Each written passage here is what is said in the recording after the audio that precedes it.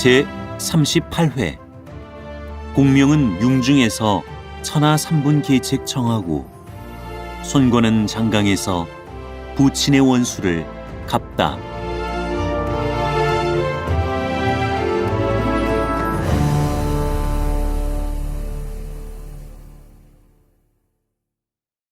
현덕이 공명을 2번 찾아갔다가 못 만나고 또다시 찾아가려 하니 관공이 나서서 간한다. 형님이 2번이나 몸소 찾아가셨으니 그 예가 너무나 지나쳤다고 하겠습니다. 생각건대 제갈량이 허명만 있지 실상 배운 것은 없는 까닭에 몸을 피하고 감히 만나 뵙지를 못하는 것인데 형님은 어찌하여 이 사람에게 그처럼 혹하십니까? 그렇지 않네. 옛적에 제환공은 동곽 야인을 만나러 5번 찾아가서 겨우 1번 보았는데 하물며 내가 대연을 만나보려 함이겠나. 장비가 형님 그건 당치 않소. 그까지 촌놈이 무슨 대연이란 말이오. 이번에 형님은 가실 것 없고 그가 오지 않거든 내가 찬바 한 오락에 들고 가서 묻고 오리다. 라고 말했다.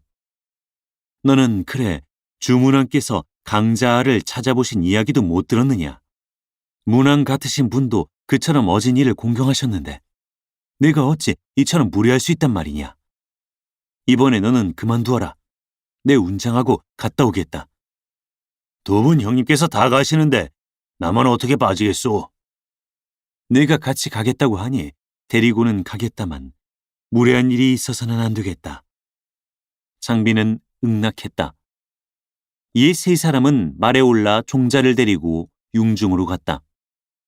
추료에서부터 반리 밖에서 현덕이 말에서 내려 걸어가는데 마침 중도에서 제갈균을 만났다. 현덕은 황망히 예를 베풀고 물었다. 중씨께서 댁에 계신가요? 어저녁에 돌아왔으니 장군께서 오늘은 만나보실 수 있으십니다. 제갈균은 대답하고 표현이 제갈대로 갔다. 이번에는 요행 선생을 만나 뵙게 되었군 하고 현덕은 다행스러워하는데 장비는 또 투덜거렸다. 저자가 무례하오. 우리를 인도해서 제 집까지 가도 무방할 텐데 그냥 제 갈 대로 가버리다니. 그 사람도 자기 볼 일이 있는데 어떻게 그러기만 바란단 말이냐 하고 현덕은 장비를 타일렀다. 3사람이 초려 앞에 이르러 문을 두드리니 동자가 문을 열고 나와서 묻는다. 들어가서 유비가 선생을 뵈러 왔다고 여쭈어라. 오늘 선생님이 댁에 계시기는 하지만은 지금 초당에서 낮잠을 주무시고 계신걸요? 그러면 아직 여쭐 것 없다. 현덕은 관호 장비 2사람에게 분부해 문 밖에서 기다리게 한 다음 천천히 걸어서 안으로 들어갔다. 보니 선생이 초당 평상 위에 번듯이 누워 자고 있었다. 현덕은 선돌 아래에 가 손을 맞잡고 섰다. 그러나 한동안이 지나도 선생은 깨지 않았다. 이때 관우와 장비는 밖에서 오래 서 있었건만 아무 동정이 없어서 안으로 들어와 보니 현덕이 그대로 시립하고 있다. 장비는 대로에서 운장을 보고 저 선생이란 자가 어찌 이렇듯 거만하단 말이오. 우리 형님을 계하에 세워두고 저는 높직이 드러누워 자는 체하고 일어나지 않다니. 내 집 뒤로 돌아가서 불을 콱 질러놓겠소. 어디 제가 일어나나 안 일어나나 한번 봐야겠소. 라며 씩씩댔다. 운장은 제3만류했다. 현덕도 2사람더러 도로 문 밖에 나가 기다리고 있으라 분부한 다음에 다시 탕상을 바라보니 선생이 몸을 뒤척여 일어날 듯이 하다가 벽을 향해서 돌아눕더니 다시 잠이 든다. 동자가 고하려 하는 것을 아직 고하지 마라 하고 현덕은 그대로 서 있었다. 그로써 1시각이나 지나서야 공명은 비로소 잠을 깨어 시 한 수를 읊는다. 큰 꿈을 네 먼저 깨는고 평소 내 스스로 하노라. 초당에 봄잠이 족한데 창밖의 해는 길기도 하여라. 그러더니 몸을 뒤치고 동자를 보며 묻는다. 속객이 오시지는 않았느냐? 유왕수께서 오시어 오랫동안 서서 기다리고 계십니다. 공명은 자리에서 몸을 일으키며 왜 빨리 구하지 않았느냐? 옷을 좀 갈아입어야겠다. 하고 곧 후당으로 들어가더니 다시 한동안이 지나서야 비로소 의관을 정지하고 나와서 현덕을 맞았다. 현덕이 보니 공명의 신장이 팔척이요. 얼굴은 관옥 같고 머리에는 윤건을 쓰고 몸에는 학창을 입었는데 신선 같은 느낌이 있다. 현덕이 그에게 절하고 여쭌다. 한실의 묘의 탁군의 우부가 선생의 대명을 들은 지 오래입니다. 그간 2번 배알하러 왔었으나 한 번도 뵙지 못하고 천한 이름을 적어두고 갔는데 보셨는지요? 남양의 야인이 게으른 게 버릇이 되어 여러 차례 장군께서 왕림하시게 했으니 참괴하기 그지없습니다.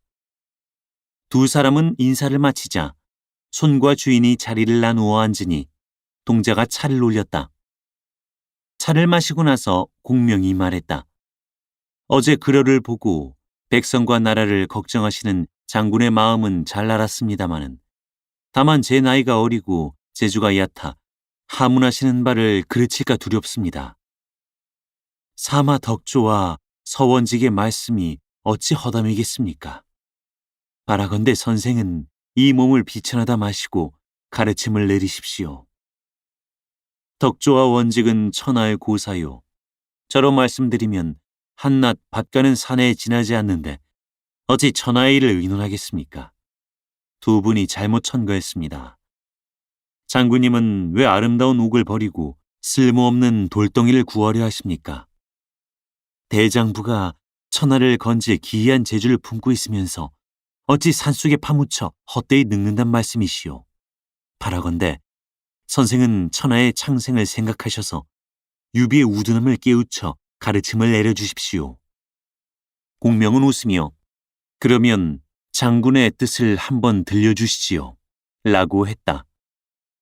현덕은 사람을 물리치고 한 무릎 나앉으며 한실이 기울어지고 간신히 권세를 희롱하는 이때 유비가 제 힘을 헤아리지 않고 대의를 천하에 펴려고 하나 지모가 부족해서 필경 성취한 바가 없습니다.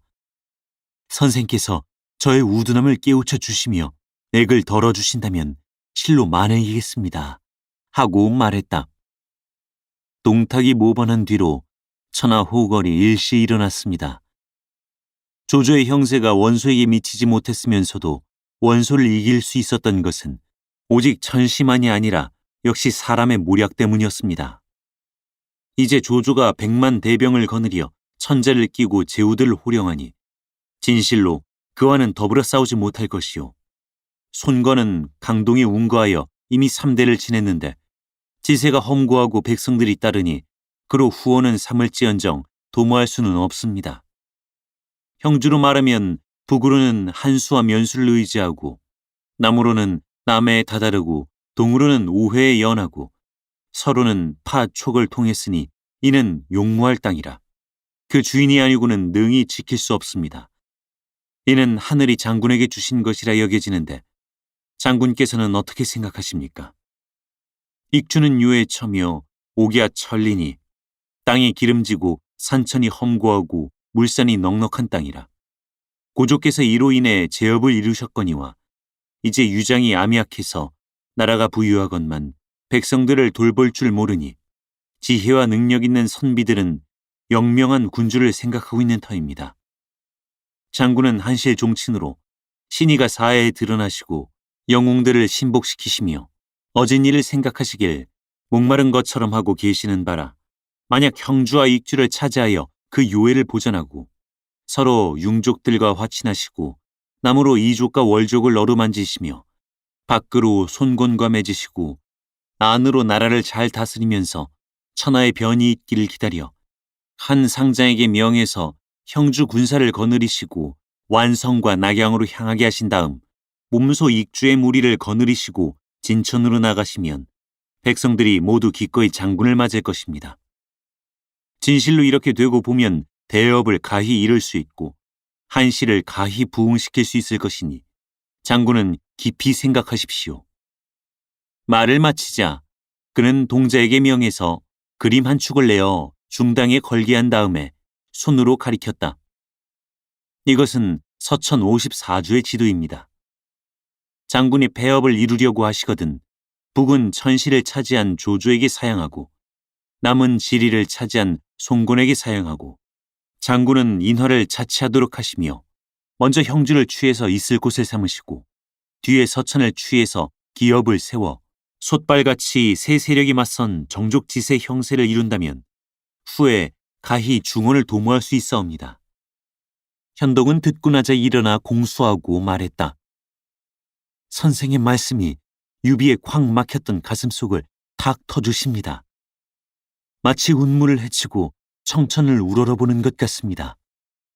그러나 다만 형주 유표와 익주 유장이 모두 같은 한실 종친이니 어찌 차마 그의 땅을 빼앗겠습니까?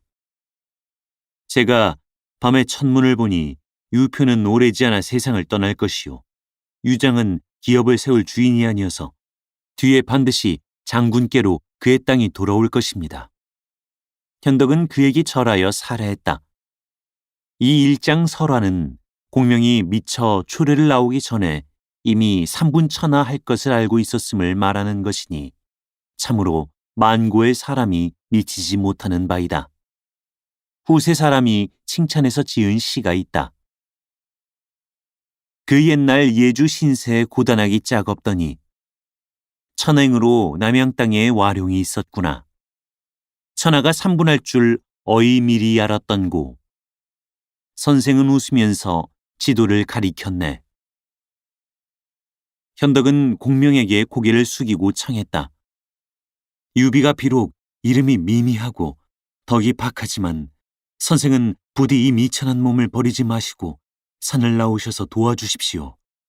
내 꼭 선생의 가르침을 지성으로 받들겠습니다. 제가 오랫동안 밭을 갈아 살아온 터라 세상사에 관여하기를 좋아하지 않으니 장군의 명령을 받들지 못하겠습니다. 선생께서 나와주시지 않으면 창생을 어찌합니까? 현덕은 말을 마치자 눈물을 비우듯 흘리는데 도포 소매와 옷깃이 흠뻑 다 젖었다. 공명은 그 뜻이 극진한 것을 보고 마침내 응낙했다. 장군께서 버리지 않으시니 견마의 수고를 다할까 합니다.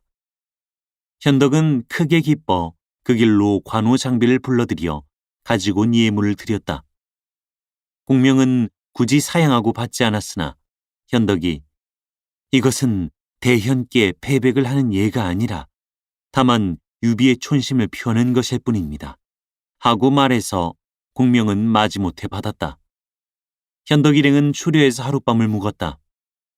이튿날 제갈균이 돌아오자 공명은 당부했다. 내가 유왕숙이 3번 찾아주신 은혜를 받았음에 아니 나갈 수 없어 나가는 터이니 너는 이에서 부지런히 밭을 갈아 땅을 묵히지 마라. 공을 이루는 날을 기다려 다시 돌아오겠다. 후세 사람이 감탄해 지은 시가 있다. 몸이 날아오르기도 전에 돌아올 일 예상했네. 공명 세운 날에 응당 옛말 생각났으련만 간곡한 임의 부탁 저버릴 길 바위 없어 수풍 오장원에 큰 별은 떨어지다. 또 고풍 한편이 있으니 그것은 이러하다. 고 황제의 삼척검을 손에 들고 일어서자 망탕산 흰구렁이 피 흘리고 숨이 졌네.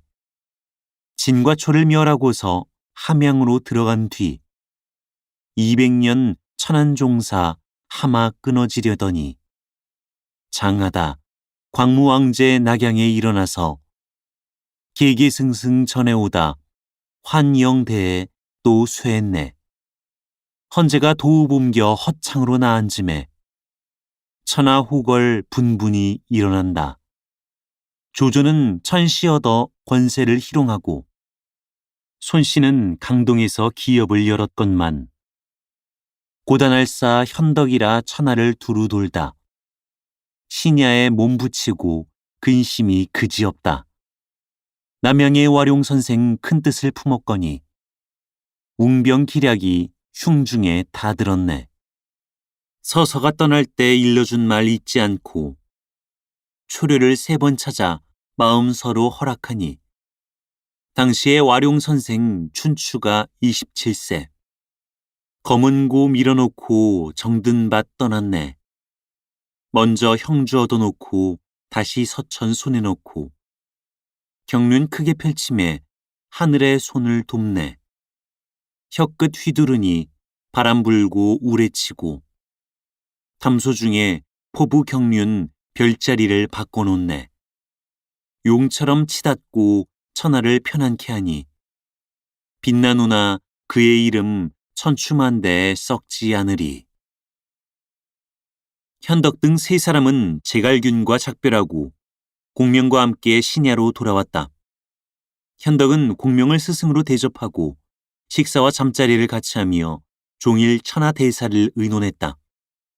어느 날 공명이 조조가 기주의 현무지를 파놓고 수군을 조련하는 것이 필시 강남을 침범할 뜻이 있기 때문이라. 주공은 가만히 사람을 강동으로 보내셔서 그곳 허시를 탐지해 오게 하시지요. 하고 권해서 현덕은 그의 말을 조차 사람을 강동으로 보내 소식을 날아오게 했다. 한편 손권은 손책이 죽은 뒤로 강동에 운거하여 부형의 기업을 이어서 널리 어진 선비들을 모아들이는데 5회의 빈관을 열어놓고 고웅과 장경에게 명해 사방의 빈객들을 영접하게 했다. 소문을 듣고 몇 해여간에 사람들이 와서 너도 나도 서로 천가하니 그때 회계의 감택자는 덕윤이요, 팽성의 엄준자는 만재요, 폐현의 설종자는 경문이요, 남양의 정병자는 덕추요, 오군의 주환자는 휴목이요, 역시 같은 고향의 육적자는 공기요, 오땅 사람 장원자는 희서요, 회계의 능통자는 공속이요, 오정의 오찬자는 공휴라. 이 사람들이 모두 강동에 이르자 손권은 심히 공경해 예를 후이해서 대접했다. 그는 또 명장 여러 사람을 얻었으니 여양의 여몽자는 자명이요, 오군의 육손자는 백원이요, 낭야의 서성자는 문양이요, 동군의 반장자는 문규요, 여강의 정봉자는 승현이다. 이들 문무제신들이 함께 보좌한 데서 강동에는 인재가 많다고 알려졌다. 건한 7년에 조조는 원소를 깨뜨리자 강동으로 사자를 보내서 손권더러 아들을 조정으로 들여보내 천자를 모시라고 명했다. 손권이 주저해 결단 내리지 못하니 오태 부인이 주유와 장소 등을 불러 자기 면전에서 의논하게 했다. 장소가 말했다. 조조가 주공께 아들을 조정에 들여보내라고 하는 것은 바로 제후를 견제하는 모략입니다. 그러나 만약에 보내지 않으신다면 그가 군사를 일으켜 강동으로 내려올 것이라 형세가 위태로울까 근심됩니다. 주유는 반대했다. 장군께서 부형의 유업을 이어 육군을 거느리심에 군사는 정의하고 양식은 넉넉하며 장병들이 모두 장군의 명령을 받드는 터에 무슨 걱정이 있으셔서 남에게 볼모를 보내려 하십니까? 일단 볼모로 한번 들어가면 부득불 조씨와 화친해야 하고 저쪽에서 오라고 부르면 부득불 가야만 할 것이요. 이렇게 되면 남에게 통제를 받지 않을 수 없습니다. 그러니 보내지 마시고 서서히 저쪽에서 어쩌는지 봐서 좋은 계책을 세워 막으시지요. 공근의 말씀이 아주 지당하오. 오태 부인이 말해 손권은 주의 말을 조차 사자를 그대로 돌려보내고 아들을 보내지 않았다. 이때부터 조조는 강남으로 내려올 뜻을 품었으나 북방이 편안치 않아 남장할 겨를이 없었다. 건한 8년 11월에 손권은 군사를 이끌고 황조를 치러 나가 대강 가운데서 싸워 황조의 군사를 패배시켰다. 이때 손권의 부장 능조가 쾌선을 타고 앞장서서 하구로 쳐들어가다가 황조의 부장 감령의 화살을 맞고 전사했다. 능조의 아들 능통은 이때 나이가 15이었는데 힘을 다해서 아비의 시체를 빼서 돌아왔다. 손권은 형세가 이롭지 않은 것을 보고 그대로 군사를 거두어 동호로 돌아왔다. 한편 손권의 아우 손익은 단양 태수로 있었는데 성미가 억센 데다가 술을 좋아해서 취하면 군사들을 때리기 일쑤였다. 단양 독장 규람과 군승, 대원 두 사람은 손익을 죽일 마음을 품고 있던 차에 손익의 종인 변홍이란 자를 소나기에 넣어 신복으로 삼고 손익을 죽이려고 공모했다. 이때 여러 장수와 현령들이 모두 단양에 모이게 된 데서 손익은 연석을 베풀고 그들을 대접했다. 손익의 아내 서씨는 용모가 아름답고 현명한 데다 또 영리까지 통해서 점을 잘 쳤는데 이날 점을 쳐보니 나온 괴가 대흉이라 손익더러 객들을 만나지 말라고 권했다. 그러나 손익은 듣지 않고 여러 관원과 한자리에서 술을 마시고 밤이 되어 자리를 파했다. 변홍은 칼을 차고 뒤를 따라서 문 밖에 나와 칼을 빼어 손익을 쳐 죽였다. 이때 규람과 대원은 모든 죄를 변홍에게 들씌워서 그를 거리로 내어 목을 베고 그 김에 손익의 가산과 시첩들을 전부 노략했다. 그리고 규람은 서씨의 용모가 아름다운 것을 보고 얼렀다. 내가 그대 남편의 원수를 갚아줬으니 그대는 내 말을 들어야 하오. 듣지 않으면 죽을 줄 아시오. 지아비가 돌아가신 지 얼마 안 되어 바로 섬길 수 없소이다.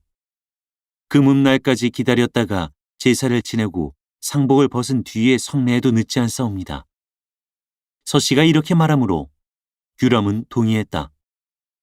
그래놓고 서씨는 손익의 신복장수 손고와 부영 두 사람을 은밀하게 부중으로 불러들여 울면서 선부가 생존에 계실 때 매양 두 분의 충의를 말씀하셨답니다. 이번에 규람과 대원 두 도적놈이 지 아비를 모살하고 죄는 변홍한테만 들씌운 다음에 우리 집 재물과 종들을 모조리 빼서 나눠 가졌을 뿐 아니라 규람은 내 몸까지 욕을 보이려고 합니다.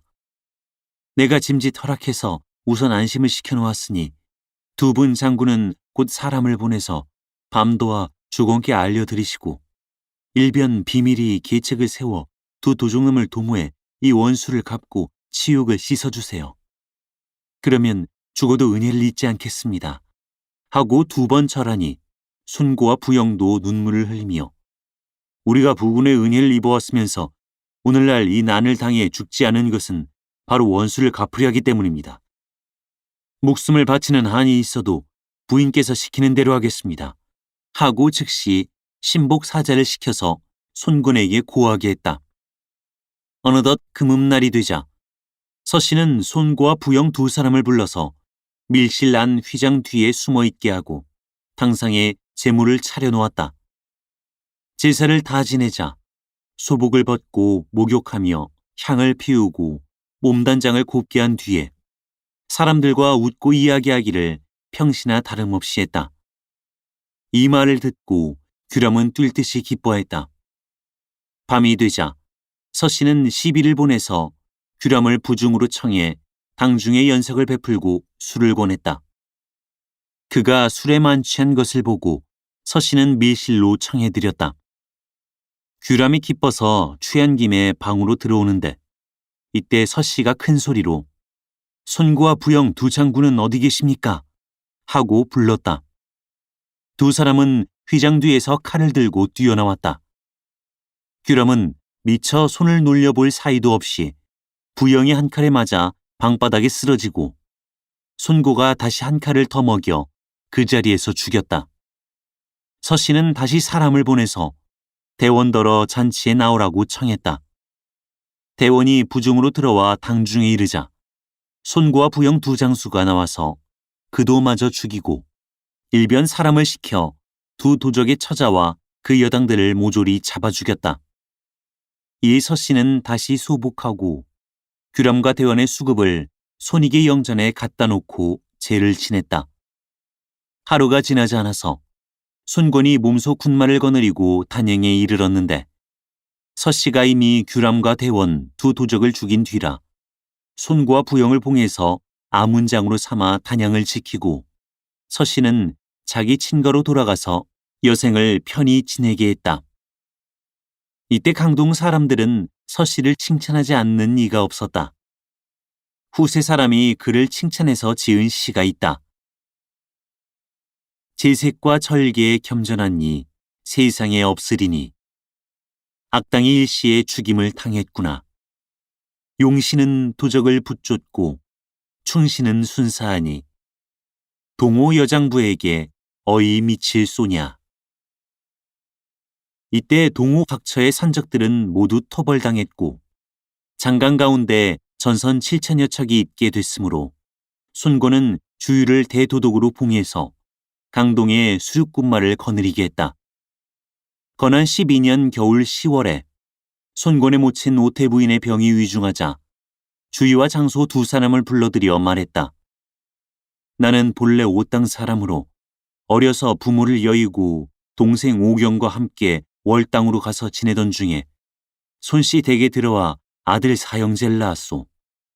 맏아들 책을 낳을 때는 달이 품에 드는 꿈을 꾸었고 둘째 아들 권을 낳을 때는 해가 품에 드는 꿈을 꾸었는데 점쟁이가 일월이 품에 드는 꿈을 꾸고 낳은 자제는 크게 귀여웁니다 하더니 불행히 책은 일찍 죽고 이제 강동 기업이 권에게 맡겨진 터라 바라건대 공들이 한마음으로 그를 도와준다면 죽어도 원이 없겠소. 당부하고 다시 손권에게 너는 자포와 공근을 스승으로 섬기되 게을리하지 말 것이며 내 아우가 나와 함께 내 아버지께 시집을 왔으니 또한 너의 어미라. 나 죽은 뒤에 내 아우 섬기기를 나 섬기듯이 하고 내 누이도 잘 돌봐 마땅한 신랑감을 가려서 시집 보내주어라 하고 부탁하며 숨을 거뒀다. 손권이 애통하기를 맞이 않으며 예를 갖추어 장사 지낸 일은 구태여 말할 나위도 없겠다. 그 이듬해 봄, 손권은 황조를 칠 의를 의논했다. 장소는 거상을 한 지 기년이 못 되었는데 군사를 동하시는 것은 옳지 않소이다. 하고 주유는 원수를 갚고 한을 푸는 일에 무슨 기년을 기다린단 말입니까? 라고 말해서 손권이 유예 미결하고 있는데 때마침 평북도위 여몽이 들어와서 손권에게 고했다. 제가 용추의 수구를 지키고 있는데 황조의 부장 감령이 와서 항복했습니다. 자세히 물어보았더니 그의 자는 흥패요. 타군 임강 사람으로 서사에 능통하고 기운이 장사요. 유협을 좋아하여 일찍이 무리를 규합해서 강호 사이로 횡행했답니다. 허리에다 구리 방울을 차고 다닌 까닭에 사람들이 방울 소리만 들으면 다 피해 달아났다 하오며 또 전에 서천금으로 돛을 만들어 배에 단 까닭에 당시 사람들이 모두 금범적이라고 불렀다 합니다. 뒤에 잘못을 뉘우치고 수하의 무리를 데리고 유표에게로 갔었는데 유표가 이를 이륙할 사람이 못 되는 것을 보고 동호를 바라고 오던 중에 황조가 붙잡아서 하구에 머무르게 되었더랍니다. 앞서 우리 동호에서 황조를 쳤을 때 황조는 감령의 힘으로 하구를 찾았건만 그는 감령을 심히 박대했습니다. 도독 소비가 여러 차례 그를 천거했건만 황조는 한결같이 감령은 한낱 해적인데 어떻게 중히 쓰겠소 라고 할 뿐이었답니다. 이로 인해 감령이 한을 품게 되었는데 소비가 그 마음을 짐작해 집에서 술자리를 차려놓고 그를 청해 내 공을 수차례 천거했으나 주공이 쓰려고 하지 않으니 어찌하겠소. 세월은 덧없이 흐르고 인생은 짧으니 모름지기 원대한 계획을 세우시오. 내가 공을 악현의 수령으로 삼도록 천거하겠는데 공은 스스로 거취를 정하시오 하고 일러줘서 감령이 하구를 떠나게 되었답니다.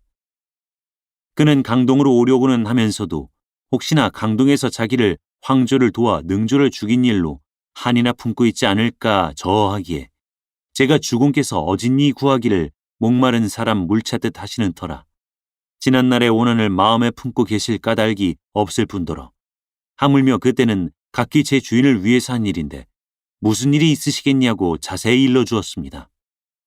그래서 감령이 흔연히 수하 무리를 거느리고 강을 건너 주공을 뵈러 왔으니 가부를 결정하시기 바랍니다. 손권은 크게 기뻐서 내가 흥패를 얻었으니 황조는 깨뜨린 거나 다름없는 거다 하고 곧 여몽더러 감령을 데리고 들어오라 명했다. 감령이 참배하자 손권이 말했다. 흥패가 여기를 왔으니 내 마음이 심히 기쁘오. 내 어찌 지난 일로 앙심 품을 리가 있겠소. 부디 아무 의심 말고 황조 깨뜨릴 계책이나 일러주오. 이제 한조 사직이 날로 위태하니 조조가 머지않아 잔역할 것입니다.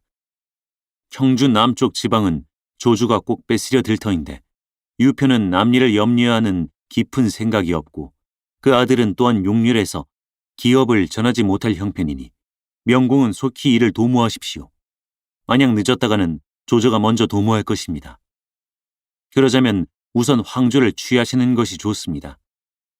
황조는 지금 늙고 우매한 데다 재물에 탐이 많아서 관속과 백성들을 도색하는 까닭에 백성들이 다 그를 원망하는 터요. 병장기는 갇혀 있지 못하고 군중에 기울이 없으니 명공이 만약 가서 치기만 하면 기필코 깨뜨릴 수 있으십니다. 황조를 깨뜨린 뒤에 군사를 거느리고 일거의 서쪽으로 나가 초관의 운거에 파촉을 도모하면 폐업을 가히 정하실 수 있사옵니다. 감령이 자기 소견을 이렇게 말하자 손권은 참으로 금옥 같은 말씀이요 하고 즉시 영을 내려 주유를 대독으로 삼아서 수륙 군병을 거느리고 여몽을 선봉으로 삼고 동습과 감령을 부장으로 삼고 자기는 몸소 10만 대군을 이끌고 황조를 치러 나섰다. 세작이 이를 탐지해 강하에 보고를 보내자 황조는 급히 여러 사람을 모아 상의하고 소비를 대장으로 삼고 진취와 등룡을 선봉으로 삼아 강하 군사를 모조리 거느리고 면구를 딱 막은 다음에 전선 위에 센 활과 쇠뇌 천여 개를 버려놓고 큰 밧줄로 전선들을 수면 위로 붙들어 매놓았다. 동호 군사가 이르자 저기의 전선 위에서 북소리가 크게 울리더니 화살과 쇠뇌가 일시에 빗발치듯 한다. 동호 군사는 감히 앞으로 나가지 못하고 뒤로 면리나 물러났다. 이를 보고 감령은 동습에게 일이 이미 여기에 이르렀으니 안이 나가면 안 돼요 라며 한마디 하고 곧 작은 배 100여 척을 출연하여 배 한 척에 정병 50명씩 배치하되 20명은 노를 젓고 30명은 저마다 갑옷을 입고 칼을 들고 희석을 무릅쓰고 곧장 적의 배에 다가가서 배를 붙들어 맨 밧줄을 칼로 쳐서 끊었다. 그러자 전선들이 모두 흩어졌다. 감령이 몸을 날려 적의 전선 위로 뛰어오르며 등룡을 한 칼에 쳐 죽이니 진취는 배를 버리고 달아났다. 여몽이 보고 작은 배로 뛰어내려 몸소 노를 저어 바로 적의 선대 가운데로 들어가서 배에 불을 질렀다. 진취가 허둥지둥 언덕 위로 올라가려 할 때 여몽이 한사코 그 뒤를 쫓아가 한 칼로 가슴을 찔러서 잡아뜨렸다. 소비가 군사를 거느리고 강언덕으로 접응하러 나왔을 무렵에는 동호의 모든 장수가 일제히 언덕으로 올라온 뒤라 그 기세를 당할 길이 없었다. 황조의 군사는 크게 패했다. 소비는 낭패에서 달아나다가 동호 대장 반장을 만났다. 서로 어울려 싸웠으나 몇 합 싸워보지 못하고 소비는 반장의 손에 사로잡혔다. 반장이 소비를 잡아 배로 돌아가서 손권을 보니 손권은 좌우에 소비를 함거에 가둬두고 황조를 마저 잡아서 함께 죽이라고 명한 뒤에 삼군을 재촉해서 밤낮을 헤아리지 않고 하구를 쳤다. 앞불사 금범적을 쓰지 않은 탓으로 마침내 대삭선이 깨어지고 말았구나. 필경 황조와의 승패가 어찌 될 것인고 다음 회를 보라. 사단법인 올제 제작 낭독 공준호 번역 연변인민출판 삼국지 번역팀